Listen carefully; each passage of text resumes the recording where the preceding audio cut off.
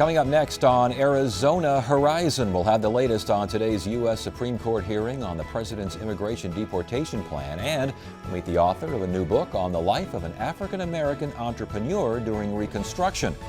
Those stories next on Arizona Horizon.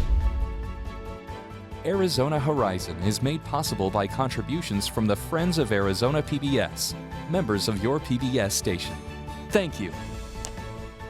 Good evening and welcome to Arizona Horizon. I'm Ted Simons. The U.S. Supreme Court today held oral arguments on President Obama's executive action that extends a temporary deportation delay to up to 4 million undocumented immigrants. The court looked at two issues. First, do states have legal standing to sue over how the government administers immigration policy, and whether or not the president's policy in this case is constitutional. As to legal standing, Texas claims that deferred deportations to undocumented immigrants would cause economic harm to the state. But Justice Sonia Sotomayor said, quote, "Those nearly 11 million unauthorized aliens are here in the shadows. They are affecting the economy whether we want to or not. The answer is, if Congress really wanted to have an economic impact, it would allot the amount of money necessary to deport them. But it hasn't." Regarding the constitutionality of the president's executive action, Justice Anthony Kennedy appeared to be critical of the president's policy. Said Kennedy, quote, "It's as if the president is setting the policy and the Congress is executing it. That's just upside down." And as to granting the immigrants lawful presence in the U.S., Justice Samuel Alito said, quote, "How is it possible to lawfully work in the United States without lawfully being in the United States? I'm just talking about the English language. I don't understand it." Now, outside the Supreme Court today, Arizona Congressman Raul Grijalva talked about why he supports the president's policy. If they qualify, receive an order of stay like the Dreamers did, and as such would be in a position then to be protected, but more importantly, be productive and not feel the fear or the sting of deportation or family separation. It would be huge in Arizona. The court is expected to act before the end of June. A 4-4 tie would keep the injunction against the program in place. And today is a deadline to register to vote in the May 17th special election on Prop 123, which uses state land trust money to pay for a major portion of inflation adjustment education funding. Voters will also decide on Proposition 124, which changes the pension system for public safety employees. Voters have until May 6th to request an early ballot, and this election is open to all registered voters, including independents.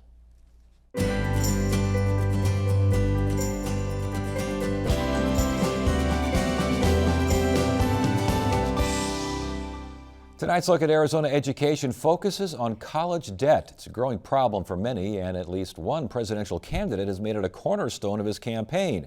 The latest government data shows, on average, a college student will graduate $31,000 in debt. That's up 10% from 2014. While many companies offer partial tuition reimbursement, Starbucks has teamed with ASU to create a plan that results in no out-of-pocket tuition cost. Producer Shauna Fisher and photographer Langston Fields explain how the Starbucks College Achievement Plan is helping baristas earn bachelor degrees. Jake, I have your grande cappuccino. One cup at a time, Kiana Hall is getting closer to her dream. Well, I'm able to get my schooling done again, which is really nice. And I will be the first out of my siblings to graduate from college too, which is really what keeps me motivated and stuff. Kiana is one of 3,900 Starbucks employees taking part in the College Achievement Plan. Started in 2014, the plan is a partnership between the coffee giant and ASU. It covers the cost of tuition for any of the 50 online undergraduate degrees. At the end of the day, 50% of the students who begin university education in the U.S. don't complete. Philip Regier is ASU's Dean for Education Initiatives. He says the College Achievement Plan closes a growing gap in America's college system. A lot of those students have every ability to complete, but life happens. Something gets in the way. They get crosswise with financial aid. A parent dies. They have a child. And a lot of what we try and do in the Starbucks College Achievement Plan is reach out to those students who may have started other places, who are now working at Starbucks, and allow them to complete a university degree. As with much of Starbucks employee benefits, the idea is rooted in CEO Howard Schultz's childhood. When I look at these kids, it's very personal for me. I grew up in Brooklyn in federally subsidized housing. My dad never made more than $20,000 a year, and I saw firsthand the fracturing of the American dream. And so I want to try and pay it forward. I want to try and make a difference and try and use the platform of Starbucks and the scale of Starbucks to make a positive difference. Schultz says he found a like-minded partner in ASU President Michael Crow, and together they worked out a plan to offer the 300,000 Starbucks partners worldwide an opportunity at a college education. We also found out in our own company that 70% of our own employees had been to school and didn't finish, did not have a college tuition, and the primary reason was college debt. So how could we overcome that? Starbucks partner Natalia Bednarska just graduated from ASU in December with a degree in health sciences. So with my degree, I hope to open up my own business one day and work in the corporate world teaching people how to be healthy. Natalia left the University of Arizona after 1 year to come to ASU. She was shattered when she found out her scholarships wouldn't transfer. Unable to afford the tens of thousands she would need to graduate, she learned about the plan and signed up right away. It would be silly not to take advantage of it, and I think that everybody should, strive for what they want, and by taking the College Achievement Plan into consideration, they can do that. For Natalia, graduating is a tremendous accomplishment. She moved to the United States from Poland when she was 8 years old. She had always dreamed of going to college and knew money would be tight. So the day that I graduated, my parents were extremely excited for me. My whole family was. They actually came to visit, and we threw a big party, and it was really exciting to see everybody happy for me and being able to see a better future for myself. Regier says the end game for the ASU Starbucks program is not just about the tuition help. So by allowing Starbucks partners to receive degrees from ASU, what we're allowing those students to do is ultimately have higher lifetime incomes. They'll be able to change jobs and move into positions that will allow them to progress throughout their career. They're going to live longer, they're going to be happier, they're going to be able to commit more to their communities, they're going to be able to make better public policy decisions than students who only have high school diplomas. Creating the College Achievement Plan has taken a lot of effort and money. Neither ASU nor Starbucks would reveal just how much, but Regier says a lot of the startup cost is infrastructure, creating technology that allows Starbucks and ASU to work together and provide a seamless experience for students. The process begins when a Starbucks partner goes to the website to sign up for the plan. A trained ASU counselor works with the partner to help determine if they qualify for federal financial aid and ASU scholarships. Whatever is not covered is paid for by Starbucks. The money only covers tuition. The student has to pay for books, housing, and other college necessities. And there are requirements to get the money. You must be a full-time student and work at least 20 hours a week at Starbucks. On average, Regier says a student can save thousands a year. These students have a huge incentive to complete. Where else are you going to be able to essentially receive a university education without having to pay any tuition? And so that incentive really allows a student to focus more both on their work, because they understand the importance of their work, and their schoolwork. And I think they're very appreciative of the opportunity. And what we've seen is that the Starbucks students do slightly better and retain at a higher rate than students we recruit on the open market, as you will. Critics argue the Starbucks program is limiting, forcing students to attend just one college, and they're quick to point out students who need income assistance often do better with in-person classes than online. Kiana and Natalia admit there are, of course, challenges. Because it is an online program, they had to be self-starters when it came to getting schoolwork done. But both agree it didn't take long for them to buckle down. And Kiana says she even gained the added benefit of being a role model. Actually, my sister started school again shortly after I started, so that kind of made me happy. Like, she's getting her foot in the door too, and, starting to do it after, I did it. For Schultz, stories like that only reinforce that he's doing the right thing by his employees. A week does not go by where I have not run into a Starbucks person, got a letter, received a letter from a parent with a very emotional expression of gratitude about what this benefit has meant to them. It's going to be one of those things where I just, finally let out that breath and I'm done. And it's just going to be a really good day when that happens. I'm going to be really excited. Thank you. Have a good day. Regier says the ASU Starbucks plan can serve as a model to other large corporations looking to help shrink the tuition debt issue. By 2025, Starbucks hopes 25,000 of its partners will graduate with degrees from ASU.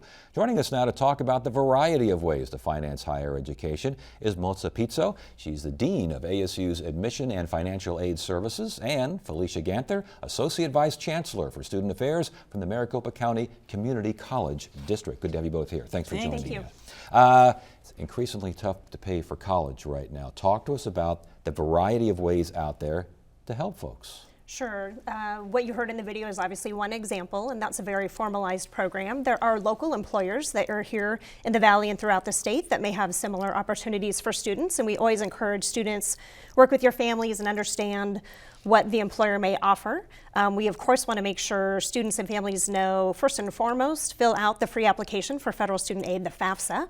That's what's going to help a student become available for federal financial aid, and then colleges and schools throughout the country, obviously us here locally, we use that information as well to determine what additional financial aid they may be able to receive from the institution. There are also some other components from that information that's provided that we can determine, are there other resources available to them that can be used to help pay for college. As far as we know, how do most students pay for college? Well, I think that most students utilize some form of financial aid through federal funding or through student loans as well. There are a lot of students whose parents or themselves are employed by corporations, organizations that provide funding for them to attend college. And then there are just some folks who come right out of the pocket and pay for it if they can't afford it. If they need financial aid, where can they get the information and where can they find it? Well, I would always recommend they start with fafsa.ed.gov. That's the first start. You need to determine whether or not you qualify based upon your family's earned income, whether you qualify for federal funding. That's important.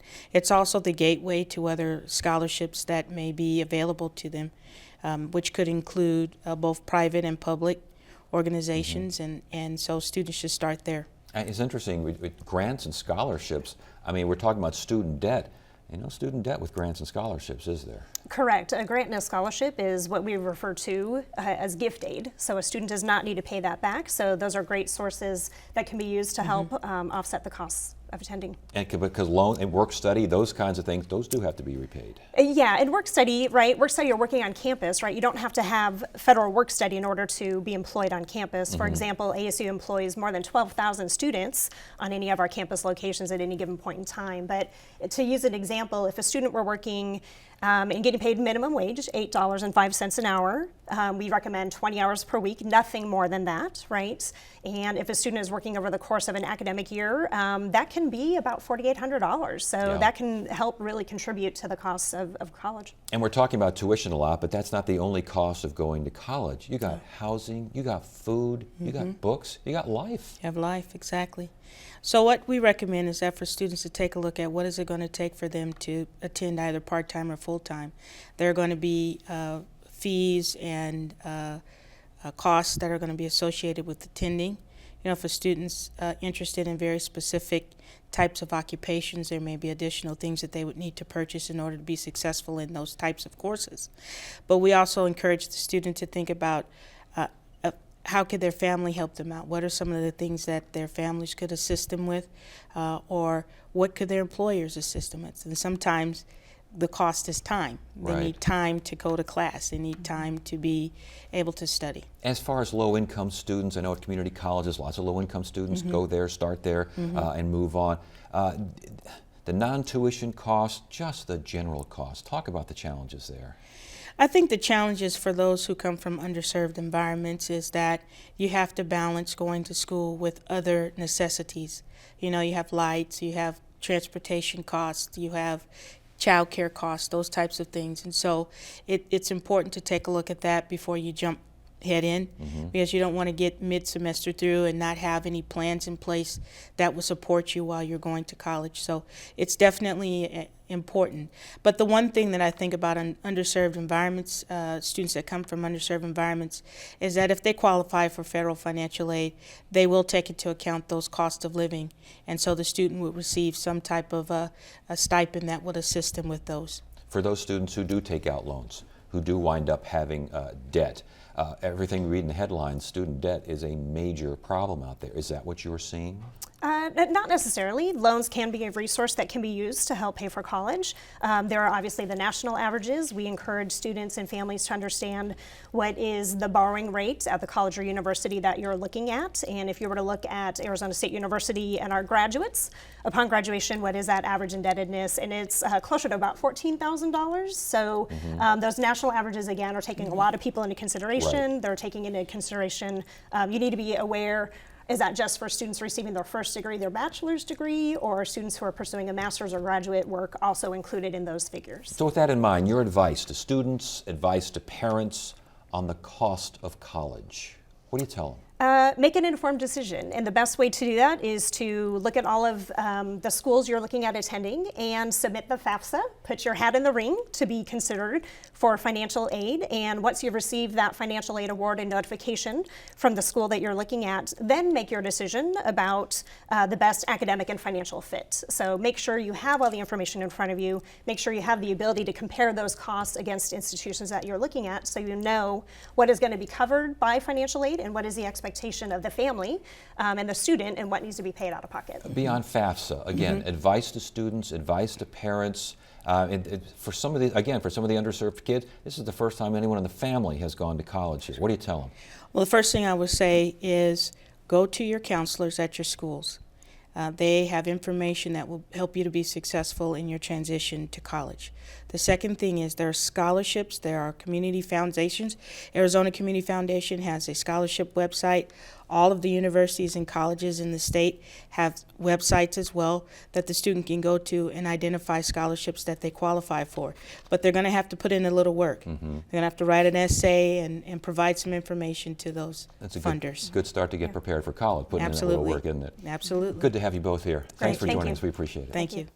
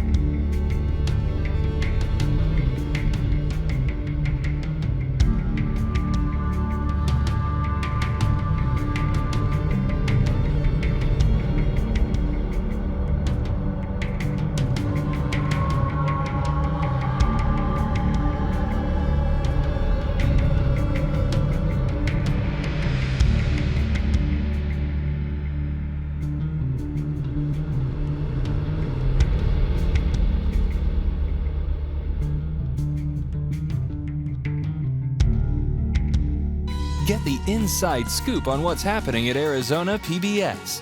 Become an insider. You'll receive weekly updates on the most anticipated upcoming programs and events. Get the insider delivered to your email inbox. Visit azpbs.org to sign up today.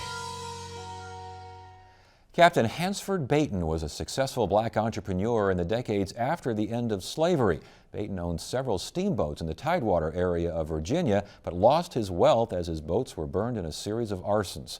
Now his story is being told by his great-granddaughter, a Scottsdale resident, in a new book titled Against the Tide, The Turbulent Times of a Black Entrepreneur. We welcome the author, Julie Sullivan, to Arizona Horizon. Good to have you here. Great to be here. This was such an interesting story. Thank I'm you. kind of from the area, a little northern Virginia, D.C. area, so a lot of these, it just kind of, tell us, who was Hanford C. Baton, or better known as Captain Hanks? Well, Captain Hanks was my great-grandfather. He was an African-American of mixed race. His father actually was a Powhatan Indian, and he lived in the Tidewater region of eastern Virginia.